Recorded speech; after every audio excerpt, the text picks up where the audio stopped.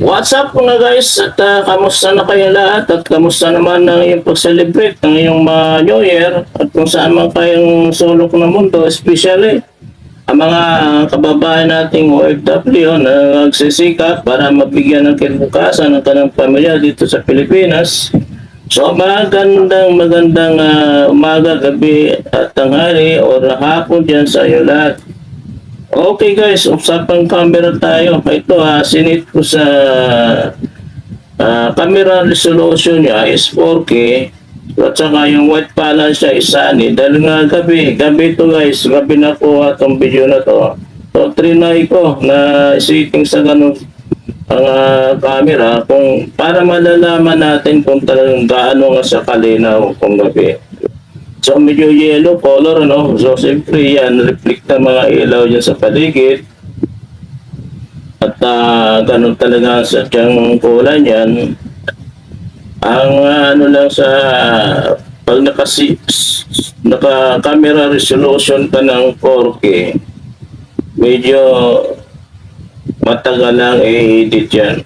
Kasi nagko-compress pa yan mga guys. Kaya medyo matagal.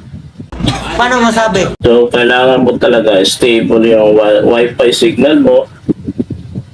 Kung sa bahay ka nag-i-edit, so, trinay ko yan kagabi. Nung pauwi ako, galing ako sa trabaho. So, lahat ng mga remedyo para maging satisfied tayo doon sa pinili nating original camera at pinalitan natin ang isa ng GoPro Lens 04 or Hero 3. So, itong kapit na to guys, itong kuha na to, ito po ay 180 degree GoPro wide lens. O yan. Yan po mga guys. At wala na sinabi ko, nire-remedyohan natin yan kung ano ba talagang malinaw.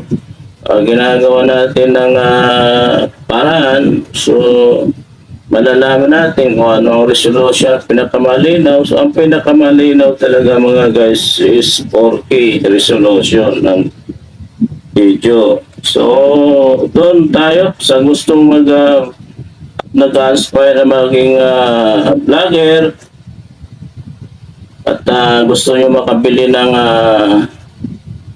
kahit mumurahin lang, manood na yung camera kung nagsisimula ka pa lang at wala kang budget. So, gusto nyo bumili, ayun, bumili kayo sa online seller at kung mayroon kayong apps na Shopee at kung wala kayong apps na Shopee, mag-download kayo ng apps na Shopee o search yung camera at iba pa. So, napakarami nila mga accessories sa mga camera. Marami din silang mga camera units na modified na mayroon na mga external mic. Upgraded na rin yung mga lens ng kanang mga pinipintang camera.